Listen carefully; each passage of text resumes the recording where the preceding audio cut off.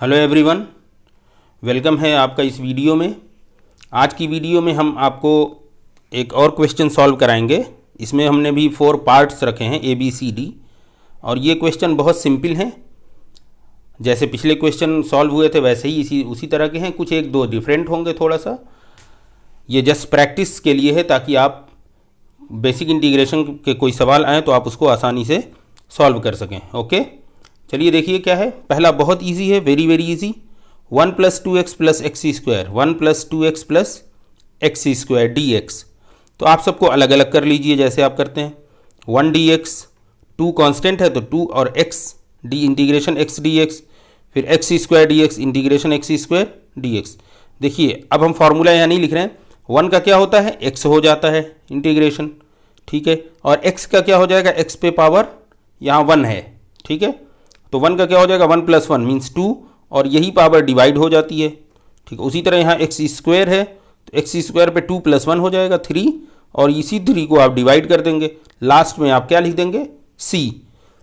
तो यहाँ क्या आ गया, x, और ये 2 कैंसिल हो गया, x², ये 2 हमारा कैंसिल हो जाएगा, ये 2 कैंसिल हो जाएगा। ओके, और यहाँ पे हमारे पास क्या मिलेगा, x² + x³/3, और लास्ट में हम क्या लिख देंगे, c हमारा क्या है, कांस्टेंट ऑफ इंटीग्रेशन। ओके, ये इंटीग्रल कांस्टेंट कहलाता है, ठीक है।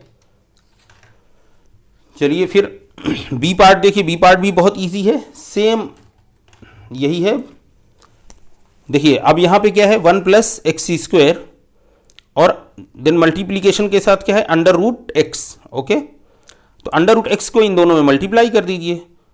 तो x √x को पहले आप x⁻½ लिख दीजिए, ताकि आपको, क्योंकि √ के फार्मूले में कोई वैल्यू तो मिलती नहीं हमें फार्मूले से, तो हमें क्या है, पावर में मिलती है। तो पावर हम लिख दें x⁻½ अब इसको मल्टीप्लाई कर दीजिए। देखिए 1 में x⁻½ करते हैं तो x⁻½ हो जाएगी। ओके, और यहाँ पे x² है, x² × x⁻½ ये तो हमारा x⁻½ एज इट इज़ रह जाएगा। और इंटीग्रेशन को हमने अब ब्रैकेट को ओपन कर दिया है, ठीक है। प्लस ये है तो प्लस रहेगा। अब ये दोनों पावर को ऐड करिए, 2 + 1/2 x पावर 2 + 1/2 2.5, तो क्या हो जाएगा, 5/2। ओके, उम्मीद है ये तो आप समझ रहे होंगे। देखिए बेस सेम है, पावर हमारी ऐड हो जाएगी। तो 2 है और ये हाफ है, 2.5 कितना होगा, 5/2। ओके, तो देखिए ये x⁻5/2। अब हमारा फार्मूला जो होता है, फार्मूला हमारा क्या है, इसी पावर पे +1 ऐड हो जाती है, और वही पावर फाइनल पावर डिवाइड कर देते हैं। देखिए हाफ + 1 और इसी पावर को डिवाइड कर देंगे। यहाँ क्या है, 5/2, तो 5/2 + 1 और फाइनल पावर को डिवाइड कर देंगे, प्लस कांस्टेंट लास्ट में आप लिख देंगे, कांस्टेंट ऑफ इंटीग्रेशन, ठीक है। अब इसको करेंगे, ये देखिए 3/2 होगा, 3/2 होगा तो ऊपर जाके 2/3 हो जाएगा, और ये x पावर 3/2 है ही। उसी तरह ये 5/2 + 1 करेंगे तो ये 7/2 हो जाएगा। 7/2 को जब ऐसे करेंगे 7/2, तो देखिए डिवाइड के नीचे जब डिवाइड होता है तो वो मल्टीप्लिकेशन में चला जाता है। देखिए ऊपर आ जाएगा, 2/7 हो जाएगा, और x पावर 7/2।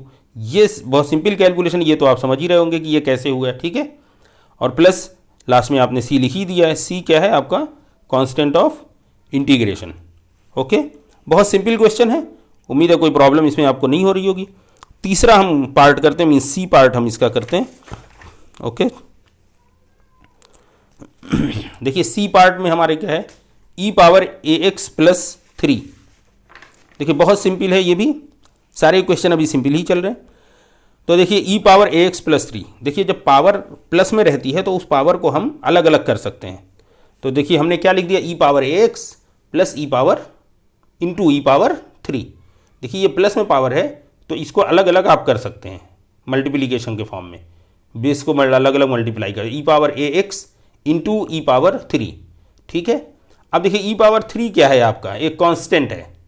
देखिए इसमें x नहीं है तो ये e⁻3 कांस्टेंट है आपका, तो बाहर आपने कर दिया। अब e⁻ax बचेगा आपके पास। अब जो ax बच रहा है उसमें e⁻a और उस पर पावर आप x इसको लिख दीजिए, ताकि आपको फार्मूले में इसको लाने में आसानी रहे, ठीक है। e⁻ax को हमने क्या किया, e⁻a और उस पर पूरे पे पावर हमने x कर दिया, ठीक है। ये इंटीग्रेशन, इसका इंटीग्रेशन dx। अब देखिए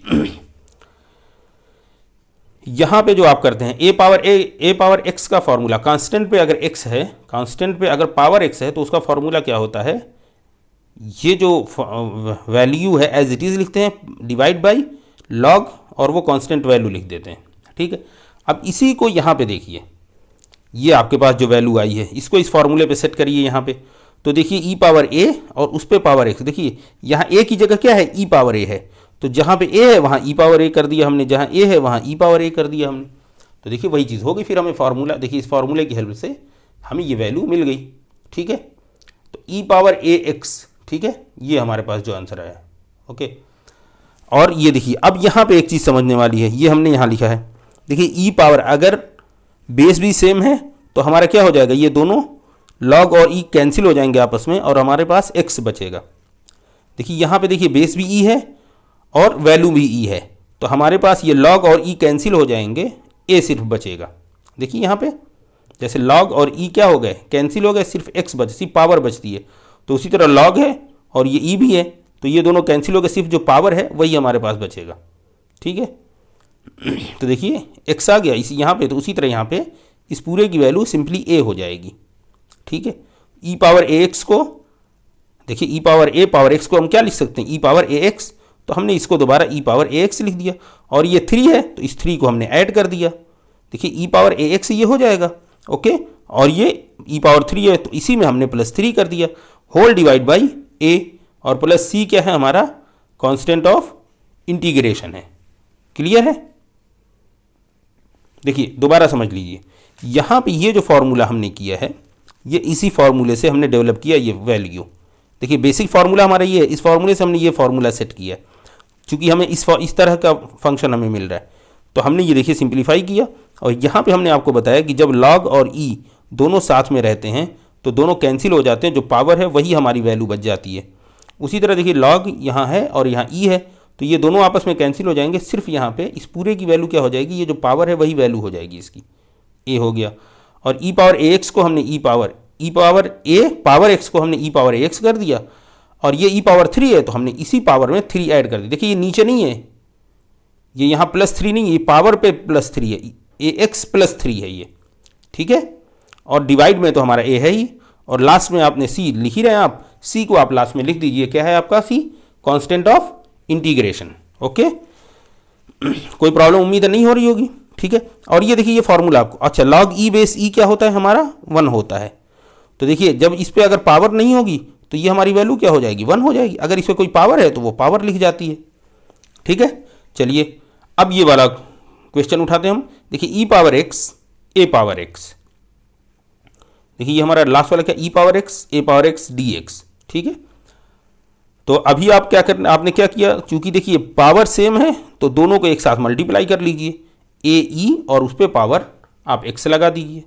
ठीक है, देखिए ए ई दोनों, देखिए पावर सेम है तो दोनों वैल्यू आपस में मल्टीप्लाई करके एक पावर बना दीजिए, दोनों को एक ही साथ लिख दीजिए। ठीक है, अब यहाँ पे भी आप देखिए, ये ऊपर वाले पे फिर आइए, देखिए ए पावर एक्स डी एक्स, देखिए ये पूरा क्या है, ए ई को पूरे को आप ए मानिए।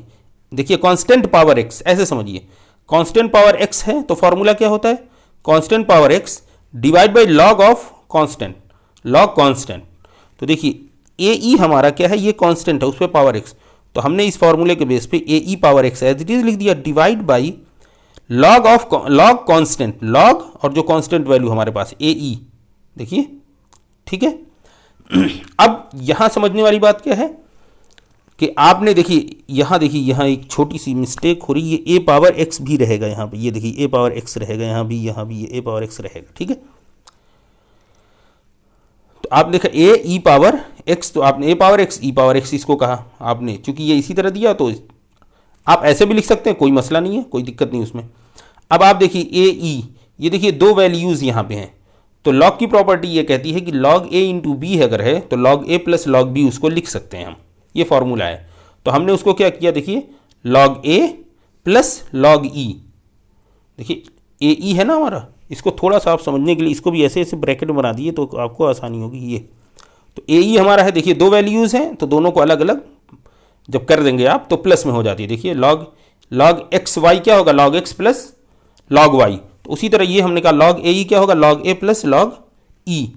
अब देखिए log a तो हमारा एज इट इज़ है, log e बेस ई देखिए यहाँ हमने लिख दिया इस फॉर्मूले को, log e बेस ई क्या हो जाता है 1 हो जाता है, और जब इस पर कोई पावर रहती है तो वो पावर हो जाती है जैसे यहाँ पे है।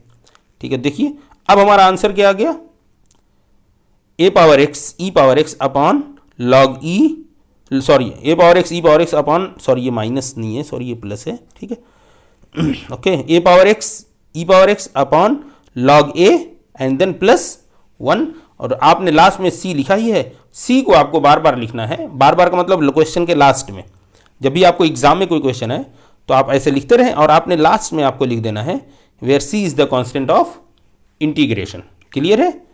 चलिए देखिए इसके ये दोनों पार्ट अच्छे हैं, मतलब थोड़ा सा अलग हो रहे हैं। तो इस तरह की प्रॉब्लम जब आती है तो आप हमें करना क्या होता है, जो भी हमारे क्वेश्चन आते हैं हमें उसको फार्मूला बेस्ड लाना है, जैसे ही फार्मूला बेस्ड आ जाता है फार्मूला हम इम्प्लीमेंट कर देते हैं। ठीक है, चलिए उम्मीद है आपको ये वीडियो पसंद आई होगी, तो आप इसको लाइक करिए, अपने कमेंट्स पॉजिटिव कमेंट्स दीजिए, और चैनल को आप सब्सक्राइब कर लीजिए अगर चैनल पे नए हैं, और बेल आइकन प्रेस कर लीजिए ताकि नोटिफिकेशन आपको मिलती रहे। और एक बात ज़रूर याद रखिए स्टूडेंट्स कि आप पेन और पेपर का यूज़ ज़रूर करिए। अगर आपको वीडियो देखते ही, अगर आपको वीडियो देख के क्वेश्चन के सॉल्यूशन समझ में नहीं आ रहे हैं तो आप पेन और पेपर यूज़ करिए और उसकी मदद से इसको सॉल्व करिए। ठीक है, वीडियो को थोड़ी देर के लिए पॉज कर लिया करिए और जो स्टेप बताया जा रहा है वो स्टेप करते रहिए, फिर वीडियो प्ले कर दीजिए, फिर उसको करते रहिए सॉल्व।